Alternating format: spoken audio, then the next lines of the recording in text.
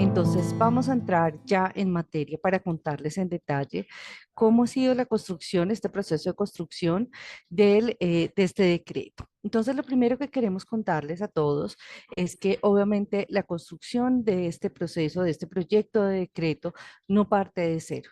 Tiene, por supuesto, un ejercicio de revisión tanto normativo como documental, como de experiencias que nos ha permitido tener la propuesta que queremos plantearles el día de hoy. Lo primero es que en términos del marco normativo es importante tener en cuenta que el artículo 340 de la Constitución señalaba la existencia del sistema como la unión del Consejo Nacional de Planeación y en los consejos territoriales de planeación.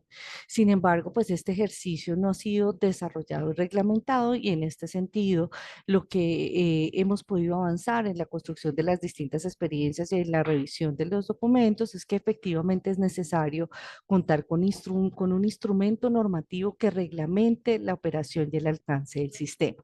Y en ese sentido, lo que hemos visto o que quedó allí plasmado en el Plan de Desarrollo Colombia Potencia de la Vida ha sido el propósito de poder, a través del artículo 111, tener la tarea de reglamentar este Sistema Nacional de Planeación. ¿Qué es lo que buscamos atender con este decreto y que es importante que todos los tengamos como muy presente para nuestra discusión? Por un lado, consideramos que la participación en los temas, la planeación participativa, no es un tema de un momento, no es simplemente un momento en el que nos conversamos sobre el diagnóstico y no supimos qué pasó con eso, o no es solamente el momento en el caso de los consejos territoriales de planeación del concepto al plan de desarrollo y no supimos qué pasó, sino que efectivamente es necesario tener una visión mucho más amplia de los temas de planeación participativa que permita entender este ejercicio como un proceso y ya lo vamos a ver. También lo que nos hemos dado cuenta a partir de la experiencia que hemos tenido desde el DNP, nosotros recibimos acá los derechos de petición, las distintas consultas que nos llegan de consejeros territoriales, de entidades territoriales, y nos ha permitido identificar que tenemos un problema en torno a la desarticulación entre la planeación participativa y la planeación territorial. Pareciera que son como momentos aislados en donde no se une lo que es la participación ciudadana frente a todos los temas que implica la planeación de los territorios. Otro de los elementos que hemos identificado y que también responde a esta conversación que tenemos de manera permanente con los consejeros, con el Consejo Nacional de Planeación, porque en este sentido, desde nuestro equipo acompañamos técnicamente el Consejo Nacional de Planeación, es también reconocer que hay una muy poca visibilización del papel que juegan los consejos de planeación en sus entornos municipales o departamentales. Entonces allí sabemos que son liderazgos sociales, comunitarios que han tenido una experiencia, que están además dispuestos a aportar en estos instrumentos de planeación participativa, pero muchas veces no son reconocidos como tal. Finalmente, lo que vemos es un tema también de manera recurrente en términos de cómo logramos que esa comunicación entre la labor de los consejeros territoriales esté de alguna forma armonizada, integrada con la labor que se realiza en materia de planeación del territorio desde las entidades territoriales. Entonces, allí parece que por momentos hay una desconexión entre unos y otros, entre los roles que ambos estamos desempeñando y en ese sentido consideramos que el decreto puede ayudarnos a contribuir a resolver algunas de estas problemáticas que hemos encontrado en la situación actual. ¿Qué es lo que proponemos entonces en ese sentido? Un proyecto de decreto que nos ayude a incluir un componente muy fuerte de cómo debemos complementar, reforzar y avanzar en el tema de la planeación participativa y otro gran componente en el que podamos definir y aterrizar cuál es la utilidad, el aporte que puede brindar el Sistema Nacional de Planeación. Entonces, así lo hemos construido. ¿Qué es lo que hemos considerado? Y es, hemos tenido unas distintas etapas que queremos compartir con ustedes. Este proceso no sale de un momento a otro, ni es un proceso que además, como les decía, retoma muchos de los antecedentes que sobre este tema se han venido trabajando en el país, propuestas que se han recibido desde sociedad civil, ya vamos a mirar en detalle. Lo que hicimos fue hacer toda una compilación y una revisión de esta información. Luego hicimos un ejercicio de construcción de estos primeros lineamientos y organización actualización pues del contenido temático con el apoyo de algunas organizaciones sociales, bien lo decía nuestro director en el saludo, como el Foro Nacional por Colombia, Transparencia por Colombia, Viva la Ciudadanía, que es nuestro aliado principal en esta labor, otros, Alianza para la Democracia, entre otros, que nos acompañaron en este proceso de construcción y que también tuvimos la posibilidad de conversarlo con el Consejo Nacional de Planeación. Tuvimos 2 sesiones de presentación de esta propuesta y con ellos recibir una retroalimentación de primera mano. ¿En qué nos encontramos ahorita? Bueno, ya se nos acabó septiembre, comienza octubre y en estos días lo que hemos estado concentrándonos en todo el ejercicio de consulta. Esta consulta ciudadana la tenemos como dividida en 2 componentes principales, uno que permite algunos encuentros presenciales, ya también lo mencionaba nuestro director, ya tuvimos el encuentro en Medellín, en Pereira, esta semana vamos para Cali y Barranquilla, la siguiente semana estaremos acá en Bogotá, esperamos habilitar unos espacios complementarios en otras zonas del país más adelante y también generando la posibilidad de disponer de un instrumento que nos facilite la recolección de comentarios, de sugerencias y de aportes a través de una plataforma participando.co, que es la que queremos presentarles en detalle en el cierre de esta sesión. Finalmente, con esos insumos, lo que hace el equipo técnico es revisar todos los aportes que hemos recibido, hacer los ajustes correspondientes al decreto y de esta manera pasarlo a la publicación oficial que se requiere a través de la plataforma SUCOP, que es donde todos los actos administrativos pues deben pasar también por una última revisión ciudadana para poder decir, pues aquí tenemos todas las posibilidades de recibir también comentarios en ese momento, sugerencias y demás. Y estaremos también a través de esta plataforma participando.co compartiendo en detalle los resultados de cada uno de los talleres, del ejercicio de revisión de información y cómo va avanzando la ruta en este ejercicio. ¿Qué es importante tener en cuenta? Este proyecto reúne varios, como les decíamos, de los insumos que hemos recibido previamente. Lo primero de ellos tiene que ver con la revisión de 12 sistemas nacionales. Uno de los primeros puntos que debíamos resolver es cuál es el alcance de un sistema, cuál es el valor agregado que ofrece el funcionar en torno a un sistema. Y en ese sentido era importante saber cuáles eran los contenidos, los alcances, las definiciones de esos 12 sistemas que existen en el país. Y eso nos permitió tener una primera mirada de cómo funcionan estas experiencias relacionadas en torno a la operación como sistema. También recibimos 3 propuestas de reglamentación del Sistema Nacional de Planeación, revisamos propuestas que venían aquí, lo mencionábamos muy bien, el tema de una propuesta que se recibió del Consejo Nacional de Planeación, una propuesta del Consejo Departamental de Planeación de Sucre, de los consejeros territoriales de Cincelejo y Corplanificar, y también tuvimos en cuenta una consultoría que se realizó en el año 2017, que fue realizada por la firma Comba, perdónenme, y con ellos también se hicieron unos encuentros regionales preguntando a los consejeros en su momento cuál era la expectativa y el alcance que esperaban en torno a la operación del Sistema Nacional de Planeación.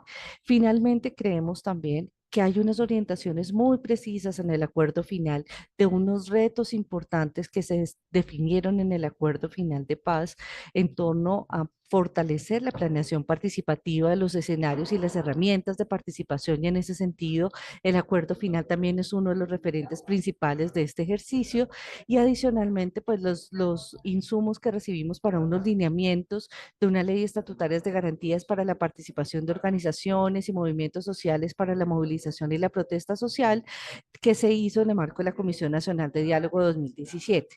Igual todos estos ejercicios también retoman y como referencia principal obviamente lo que son las referencias normativas vigentes en materia de participación ciudadana que complementan todo este escenario de los insumos revisados.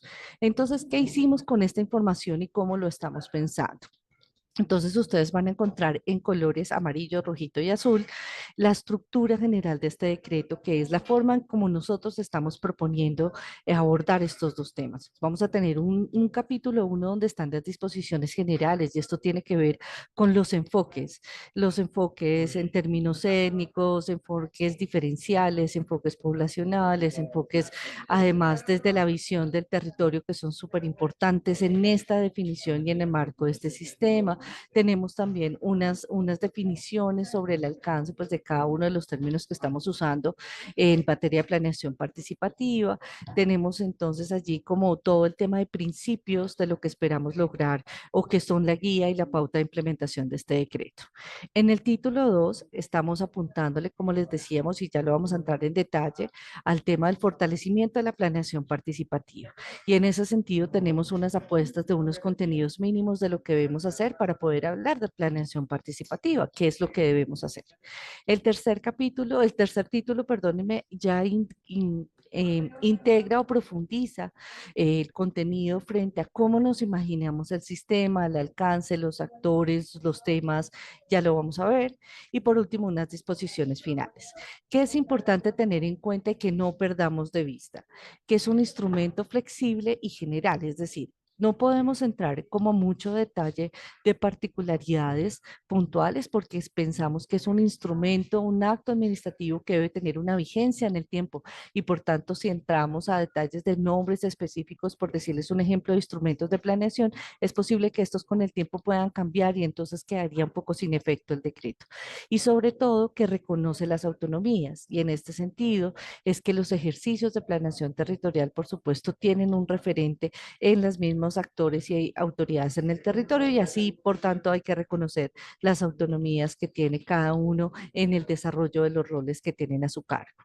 También fue la oportunidad, como lo decíamos, para nosotros muy importante de reconocer las orientaciones dadas por el acuerdo final y también lo que queremos nosotros plantear en este caso, y que es uno de los cambios más importantes que queremos proponer en el marco de este decreto, es que si bien los consejos de planeación son los actores principales del sistema, también debemos habilitar la posibilidad para que otros actores que también están interesados en la planeación territorial puedan hacerlo.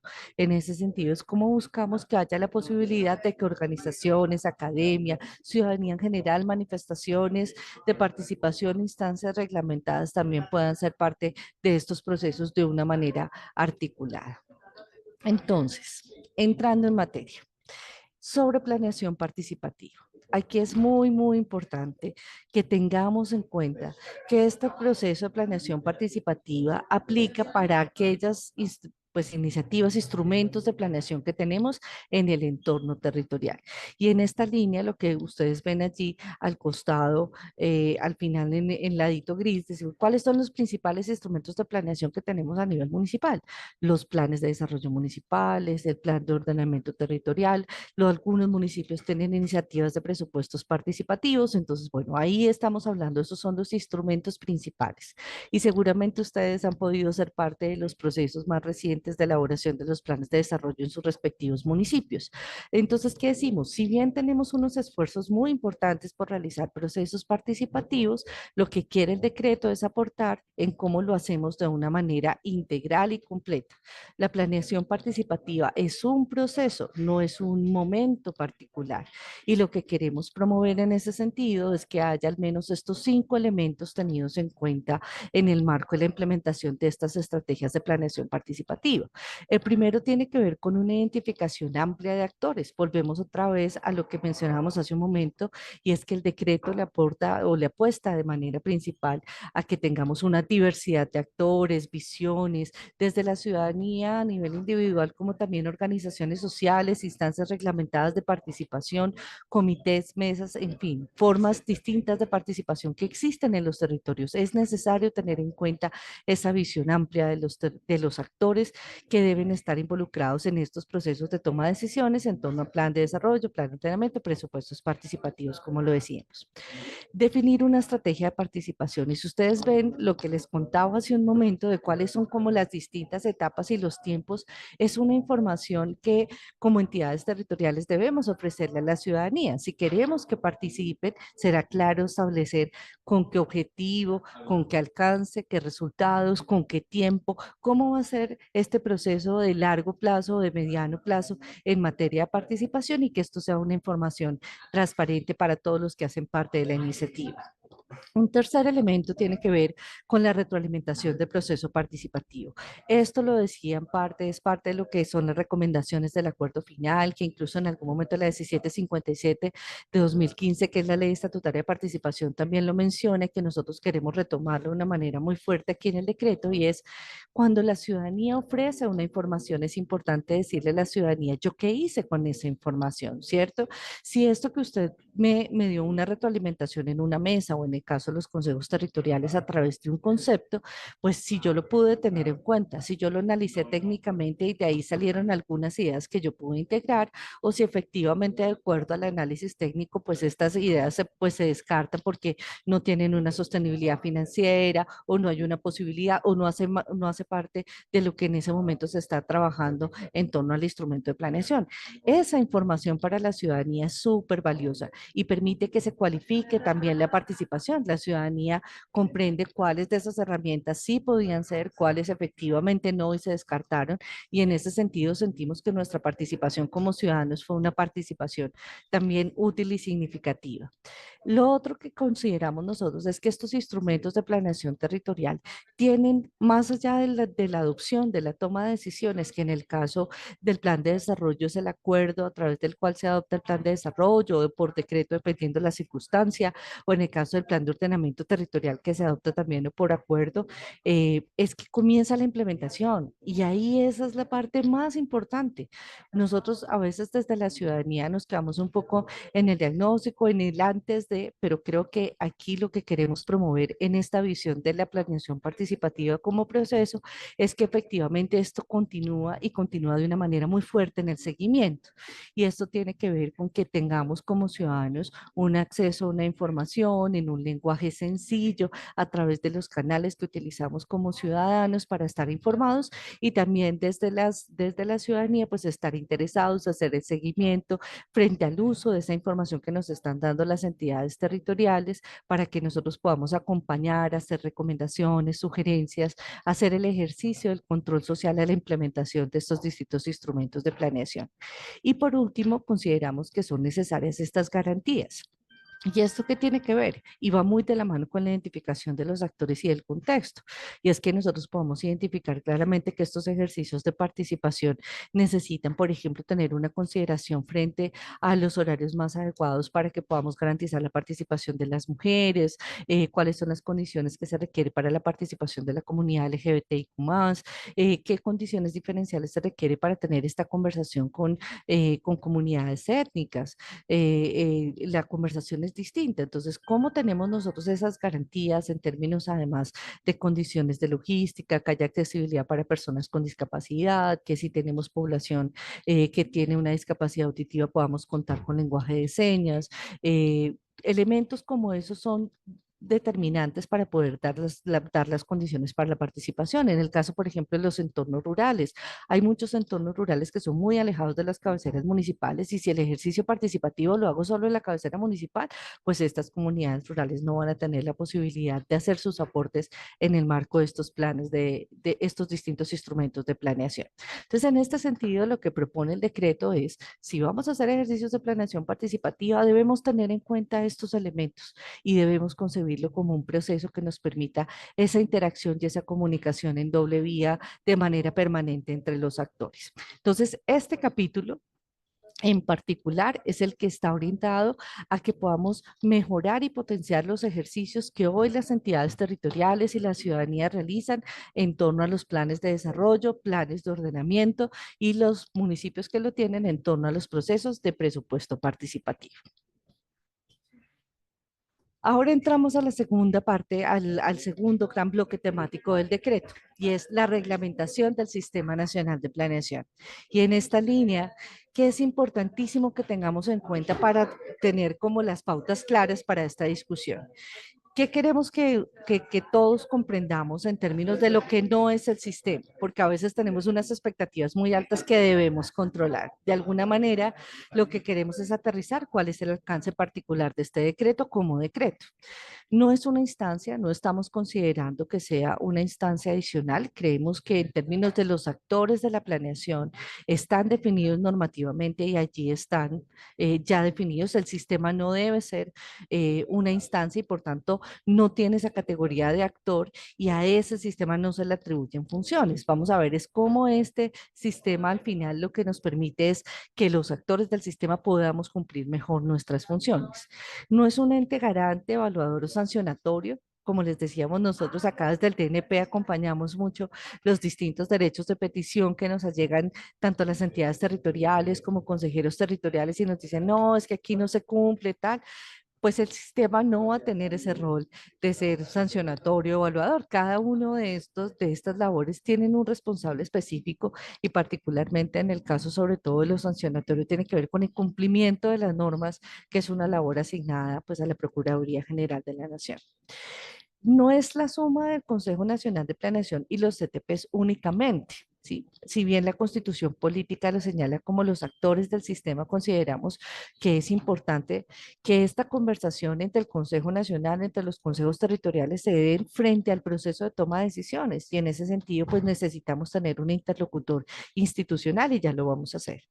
Y por último, consideramos que es muy importante que esto quede muy claro para todos y es que el sistema no suplanta, no compite y no modifica las funciones que ya tienen las entidades territoriales, los consejos territoriales de planeación, el Consejo Nacional de Planeación o el Departamento Nacional de Planeación en sus asuntos. Porque a veces creemos que entonces de pronto el sistema nos ayuda a que entonces modifiquemos lo que dice la ley 152 sobre planes de desarrollo. No, no podemos hacerlo. El sistema no va a modificar lo que ya por norma está establecido en materia de planes de desarrollo, la ley 152 o en la ley de ordenamiento territorial 388. Entonces, con estas claridades vamos a entrar a qué sí es el sistema. ¿Cuál es el objetivo del sistema? Lo que nos estamos pensando es que el sistema sea un espacio o tenga una función principal de articulador, articular instancias, estrategias, instrumentos, políticas y actores en torno a la planeación participativa, resaltando el rol de los consejos de planeación. ¿Cuál es el resultado que esperamos? ¿Qué es el aporte que haga el sistema? Que logremos al final tener un proceso de planeación con una participación incidente, informada, visibilizada y propositiva. Y ya vamos a ver en detalle cómo nos lo imaginamos. Entonces, este sistema articulador, lo que estamos pensando es que trabaje en torno a cuatro ejes. Esta es la propuesta, cuatro ejes de trabajo de este sistema. El primero tiene que ver con la planeación participativa en instrumentos de planeación que superen el nivel político administrativo. ¿Y esto qué tiene que, cómo lo entendemos nosotros? Y es, claro, la ley 152 ya nos establece cuál es el proceso que debemos hacer a nivel municipal en torno a los planes de desarrollo.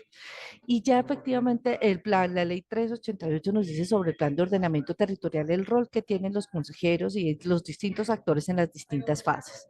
Pero ¿qué esperamos nosotros? Que el sistema pueda abrir la posibilidad de discusión, por ejemplo, a estas iniciativas de los esquemas asociativos territoriales. Y esto es cuando nos pensamos más allá de los municipios, cuando estamos abordando unos instrumentos de planeación que tienen un alcance mayor al municipio y que no es el nivel departamental. Entonces, ahí, o que, por ejemplo, es mayor del nivel departamental y nos une a varios departamentos, como en el caso, por ejemplo, de las regiones administrativas de planificación.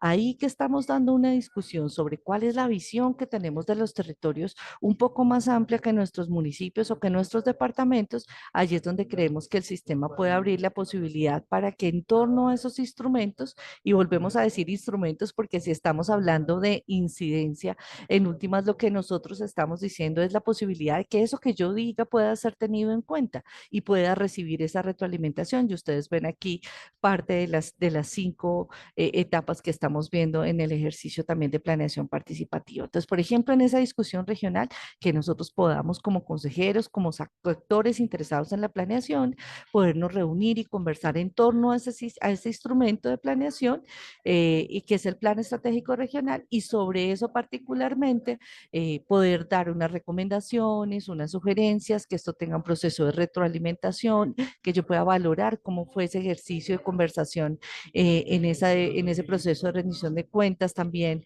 y de control social acompañando la implementación de ese instrumento y cómo efectivamente tengo las garantías para hacerlo. Ese es el primer eje que está proponiendo el sistema. Los otros tres ejes, que son, nosotros lo hemos llamado como en la categoría transversales, que aplican a todo, están orientados al fortalecimiento de capacidades y en últimas es necesario que entre todos podamos ir mejorando nuestras habilidades, conocimientos, instrumentos para poder ejercer estos ejercicios participativos o de planeación participativa con más herramientas. Y en ese sentido lo que proponemos es cómo desarrollamos instrumentos, lineamientos técnicos y orientaciones para las entidades territoriales, cómo se planean también y se implementan estrategias pedagógicas dirigidas a promover esa planeación en la ciudadanía. Lo que vemos es que en muchos casos los temas de planeación participativa se muy lejanos, como muy técnicos, y lo que queremos en últimas es que siendo tan importante, porque toma decisiones sobre el entorno territorial, pues allí tengamos la participación y una ciudadanía más interesada que nos permita renovar estos liderazgos, poder concentrar como todas las nuevas visiones que pueden existir. Y por último, un tema de formación y promoción a esos consejos de planeación que debe ser como un proceso permanente. El tercer eje está relacionado con el diálogo, intercambio de experiencias y trabajo en red, y esto tiene que ver con que existen en los territorios experiencias muy significativas de planeación territorial, algunas exitosas, algunas no tan exitosas, pero sería interesante poder conversar en torno a ellas, que pudiéramos identificar claramente cuáles fueron las cosas que sirvieron, cuáles no, y de pronto esa experiencia que tuvo el Valle me pueda servir de pronto en Antioquia o en Amazonía para tenerlo en cuenta en los procesos que quieran adelantar. Y en ese sentido, ese diálogo de intercambio de experiencias propone entonces un ejercicio de sistematización y visibilización de experiencias, de buenas prácticas, de lecciones aprendidas y que podamos tener también un ejercicio de destacar cómo esa labor que se adelanta y los resultados que se han obtenido en el territorio. Por último, consideramos también que el sistema puede facilitar esta conversación cuando nosotros encontramos desde los distintos actores que, por ejemplo, las normas, las leyes no son suficientes y que deberíamos actualizar, por ejemplo, algunas de esas normas, ¿cierto? Entonces, la posibilidad de que podamos tener un espacio en el que podamos intercambiar con distintas visiones de los distintos sectores y generar estos espacios de deliberación para construir estas propuestas de ajustes frente a lo que consideramos debe modificarse en la norma y que este sistema nos permita tener esa construcción colectiva al respecto. ¿Quiénes son los actores principales de este sistema en general? ¿Cómo lo estamos concibiendo? Por supuesto, los actores principales de la planeación están definidos normativamente. Sabemos que es el Consejo Nacional de Planeación, los consejos territoriales de planeación, el Departamento Nacional de Planeación y las entidades territoriales en lo que corresponde. Pero consideramos también que esto puede ser, que el sistema también puede permitir una interacción y la oportunidad de interactuar con otros actores. Lo decíamos ahorita claramente, el tema de la academia, por ejemplo, que pueda aportar en ese fortalecimiento de capacidades, en ese trabajo de red, las instancias reglamentadas de participación, tenemos comités de juventudes muy activos, comités campesinos, asociaciones o en este caso como comités de infancia que también podrían ser tenidos en cuenta dentro de este proceso de la planeación en el territorio, participación no formal, también lo decimos, en muchos casos, por ejemplo, sobre temas específicos se ha generado una movilización ciudadana, por ejemplo, que tiene algo que decir frente a la situación que está pasando en su territorio, organizaciones de la sociedad civil, hemos identificado organizaciones de derechos humanos, de mujeres, de comunidad LGBTI, organizaciones que están trabajando con jóvenes, organizaciones que son con adultos mayores, en fin, diversos actores que también quisieran participar de esta discusión y otras figuras de ordenamiento territorial, y es que también consideramos que el sistema en este intercambio de saberes, en este trabajo de red,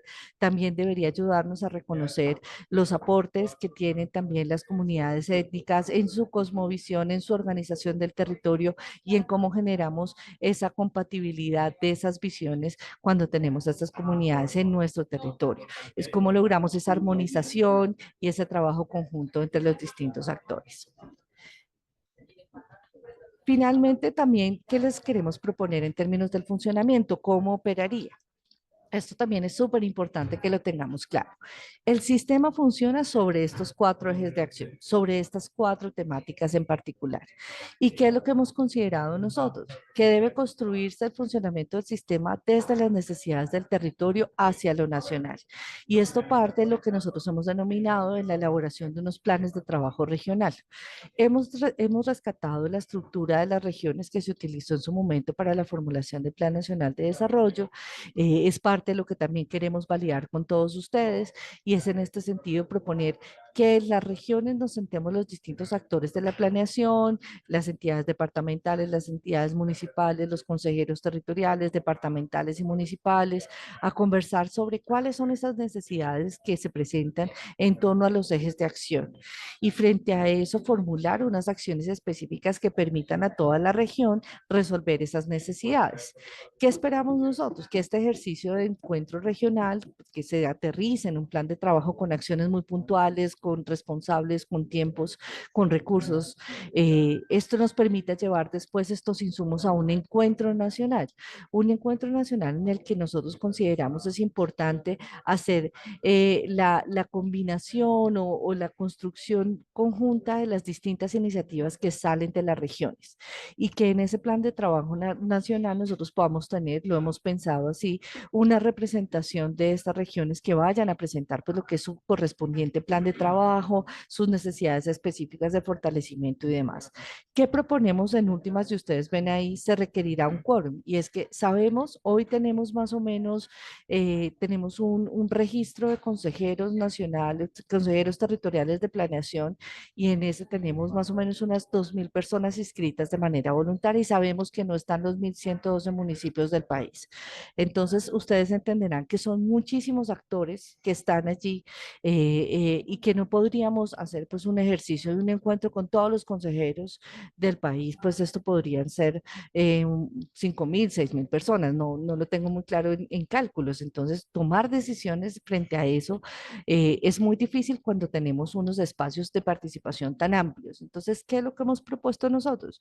Que en estos planes de trabajo regional se defina también quiénes van a ser los delegados que van a presentar esta agenda regional en este encuentro nacional y que tengamos como mínimo una representación por departamento para tomar la decisión de la estructura de ese plan de trabajo nacional y que podamos seguir como en marcha frente a ese tema. ¿Qué es importante tener en cuenta? Muchas de estas acciones que ustedes ven, incluso hoy en la práctica se realizan. Lo que estamos intentando es que este ejercicio pueda ser mucho más amplio y que se pueda hacer de manera, ojalá, para todas las regiones, teniendo en cuenta sus particularidades. Y esto parte también por reconocer, pues, que se requieren unos apoyos logísticos y financieros para el desarrollo de estas actividades. Entonces, habrán algunas acciones que estarán en el marco de las funciones de apoyo que están establecidas en la Ley 152 de las entidades territoriales a los consejeros, en el apoyo que, por ejemplo, el DNP presta también para el funcionamiento del Consejo Nacional de Planeación, pero también habrán otras necesidades que seguramente superan el ejercicio pues, del cumplimiento de estas funciones y que requieren entonces de una revisión de otras fuentes de financiación y por eso los planes de trabajo son los que aterrizan particularmente cuáles son esas necesidades y cómo nosotros en el decreto lo proponemos desde el TNP, apoyamos la búsqueda de estos recursos complementarios que nos hagan falta. Entonces, en últimas, este funcionamiento y en general el resumen del sistema que queremos plantearles es este. Entonces, ¿cuál es el objetivo? Recordemos, el sistema es articulador.